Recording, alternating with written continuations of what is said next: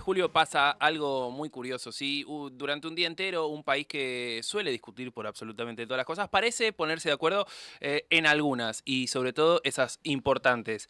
Aparecen escarapelas, aparecen las empanadas, el locro, las banderas en los balcones, las escuelas que también recuerdan una historia que escuchamos desde chicos y por unas horas, sí, simplemente por unas horas, volvemos a repetir gestos que vienen desde muy lejos.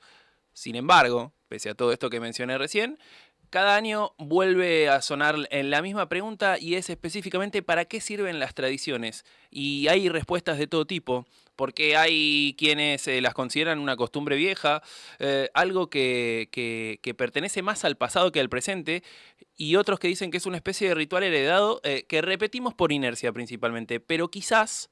Si dentro de todas esas respuestas haya un concepto que está bueno englobar y entender, y se refiere específicamente a que quizás las tradiciones no existen para explicarnos de dónde venimos, sino para recordarnos quiénes somos. Porque una tradición no es solamente una fecha en el calendario, es un lenguaje compartido, una manera de reconocernos, una historia también que sigue viajando de generación en generación y eso tiene mucho valor.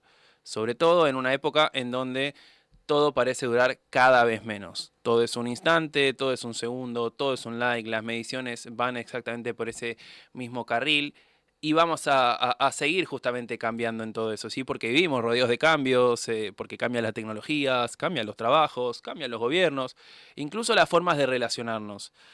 Y también, por sobre todas las cosas, cambian las palabras con las que describimos el mundo. Pero algunas cosas dentro de todos estos cambios desaparecen y otras, por supuesto, que se quedan.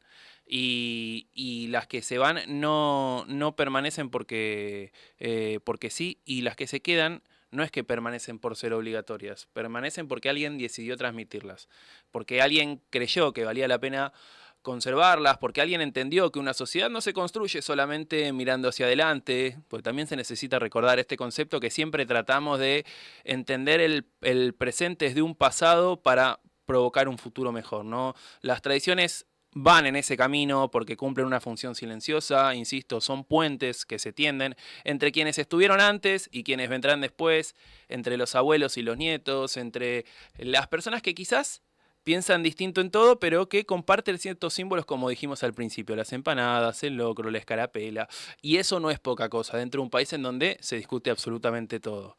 Y está bueno, sobre todas las cosas, porque está bueno y es necesario entender que una comunidad no se sostiene únicamente por leyes, por instituciones o por gobiernos, sino que también se sostiene con relatos compartidos, con costumbres, con pequeños rituales cotidianos, como el mate, como tomar una birra en la vereda cuando hace calorcito, como comer tortas fritas, porque también hay historias que siguen encontrando quienes las cuenten, ¿sí? Quizás por eso el 9 de julio sigue teniendo algo especial, porque más allá de cualquier discusión política, nos recuerda que hubo generaciones enteras que imaginaron un país antes de que nosotros llegáramos y que algún día otros vendrán después. La pregunta, entonces, no es solamente qué tradiciones heredamos, sino cuáles vamos a dejar. ¿Qué cosas vale la pena conservar y qué historias merecen seguir siendo contadas? También estas preguntas me derivan a más preguntas relacionadas a qué gestos, si queremos que sobrevivan al paso del tiempo, porque al final, si las tradiciones no son un refugio contra el cambio, son una forma de atravesarlo. Y tal vez ahí esté su verdadera importancia. No en mirar hacia atrás, sino en ayudarnos a seguir caminando hacia adelante sin olvidar de quiénes somos.